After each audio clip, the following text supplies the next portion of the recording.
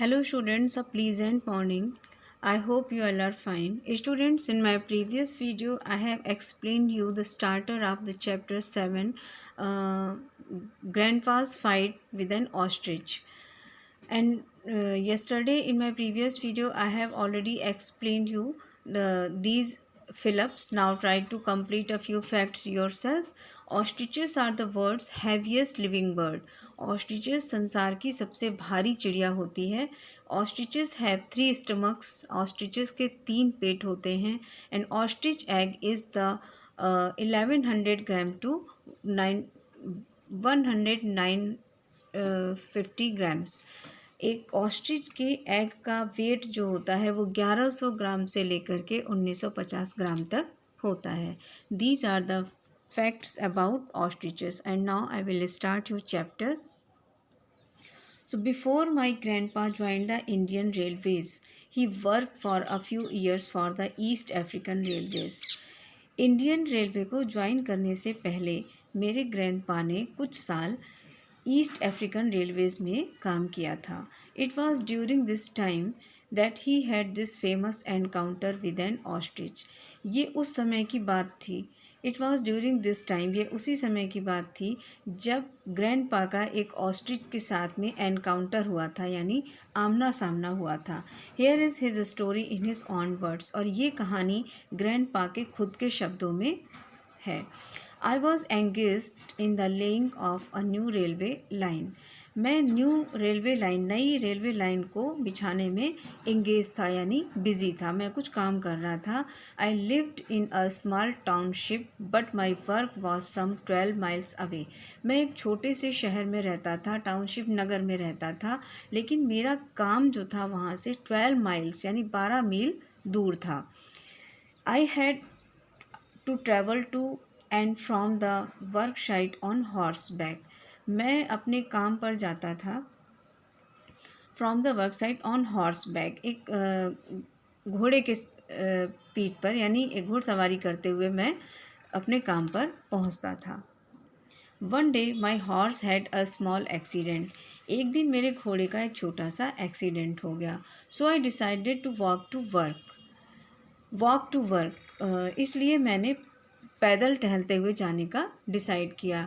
I knew a shortcut through the hills. पहाड़ों से होते हुए एक शॉर्टकट मुझे पता था. That would save me about 6 mile, जिसमें मेरे 6 माइल्स यानी 6 मील की दूरी बच जाती. This shortcut went through an ostrich farm or camp as it was called. ये शॉर्टकट एक ऑस्ट्रिच फार्म यानी ऑस्ट्रिच के कैम्प के सामने से होकर के निकलता था. It was the breeding season, और ये ब्रीडिंग सीजन चल रहा था. I knew that male birds were very aggressive in breeding season. और मैं ये जानता था कि इस ब्रीडिंग सीजन में जो मेल बर्ड्स होती हैं, मेल ऑस्ट्रिच होती हैं, वो बहुत एग्रेसिव होती हैं, एक्साइटेड रहती हैं. एग्रेसिव यानी बहुत टेम्पर हाई बहुत जल्दी होता है उनका. Ready to attack at the slightest provocation. वो किसी भी कंडीशन में अटैक करने के लिए तैयार रहती हैं. बट आई ऑल्सो न्यू, लेकिन मुझे ये भी पता था कि that my dog would scare away any bird that might try to attack me. मुझे ये भी पता था कि मेरा जो डॉगी था वो स्केयर अवे एनी बर्ड, वो किसी भी बर्ड को दूर भगा सकता था, डरा सकता था. That might try to attack me. अगर कोई बर्ड मेरे ऊपर अटैक करने की कोशिश करती तो मेरा जो डॉगी है उनको भगा सकता था. Though it may seem strange, the fact is that even a big ostrich about 9 feet tall will run faster than a race horse at the sight of a small dog.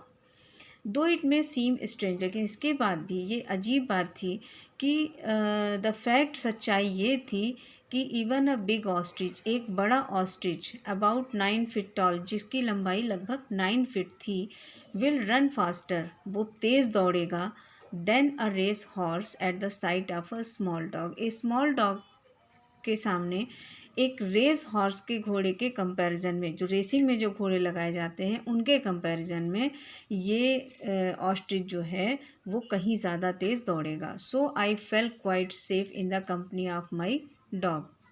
इसलिए मैं अपने कुत्ते के साथ में बिल्कुल अपने आप को सेफ़ महसूस कर रहा था, सुरक्षित महसूस कर रहा था। When I reach the camp, जब मैं ऑस्ट्रिच के कैंप के पास पहुंचा, I climb through the wire fencing and keeping a good look out.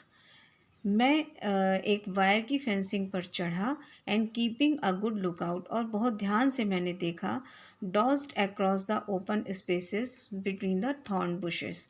जो कटीली झाड़ियाँ थी उनके बीच में जो ओपन स्पेस था वहाँ से क्रॉस करना था।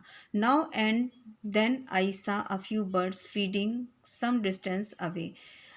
नाउ एंड देन, तब और अब, आई सा मैंने देखा कि कुछ चिड़ियाँ फीडिंग सम डिस्टेंस अवे, कुछ दूरी पर फीडिंग कर रही थी।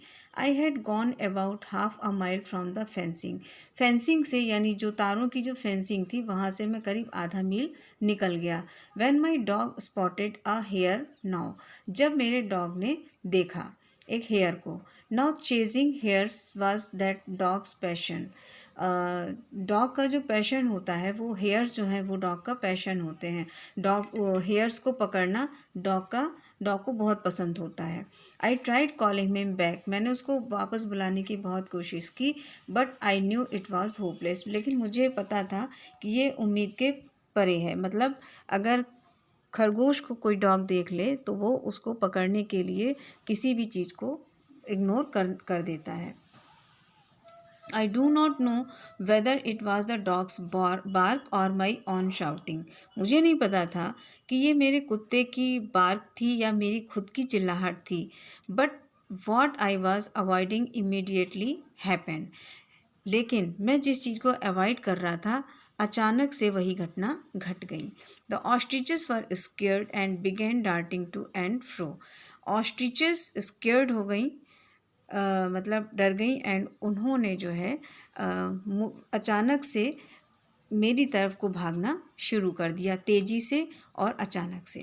तो students, I will stop here and I will explain the rest chapter in my next video. Till then, thank you and have a nice day.